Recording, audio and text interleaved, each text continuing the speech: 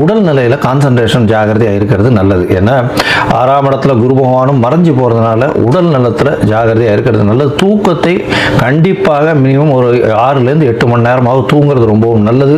தூக்கம் கெடக்கூடிய காலகட்டமாக இருக்கும். 12ஆம் இடத்துல ராகு இருக்கிறதுனால எண்ண அணைகள் ஓடிண்டே போகும்.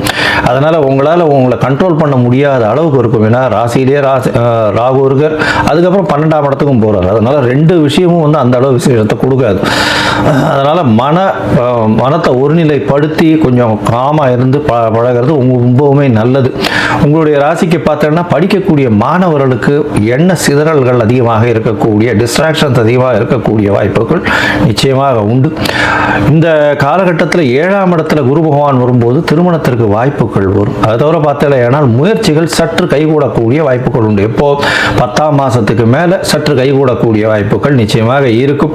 எதிர்பாலின மூலியமாக நல்ல ஒரு ஏற்றம் இருக்கக்கூடிய காலகட்டம். அதை தவிர பார்த்தேனால் புதிய கடன் வம்பு, அதாவது இதெல்லாம் வந்து யாருக்கும் ஜாமீன் கையெழுத்து போட்டுறாதீங்க. ஏன்னா 6ஆம் இடத்துல குரு வருது, உங்ககிட்ட காசை வாங்கிட்டு போடுவான், கண்டிப்பாக கொடுக்க மாட்டான். பொறுமையாக இருக்கிறது நல்லது. அந்த காலகட்டம் வந்து தாண்டி போனதுக்கு அப்புறம் தான் உங்களுடைய காசு திருப்பி வரும். அது வரணும். யாருக்கும் ஜாமீனும் போடாதீங்க, யாருக்கும் பைசாவும் கொடுக்காதீங்க, பொறுமையாக இறங்கும். அதனால் நிச்சயமாக ஜாமீன் கையெழுத்து போட்டிங்கன்னா நீங்கள் தான் கட்ட வேண்டி வரும்.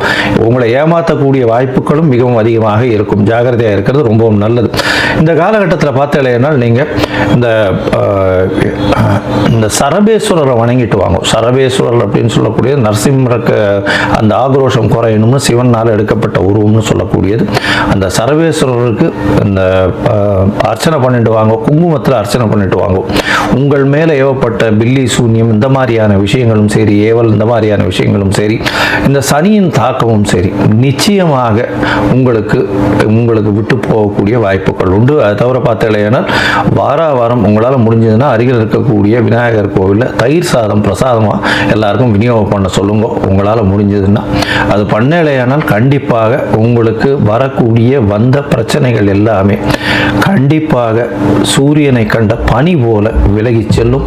இந்த வருஷம் 2026 ஓரளவு வெற்றிகரமாக செயல்படக்கூடிய வருஷமாக அமையும்.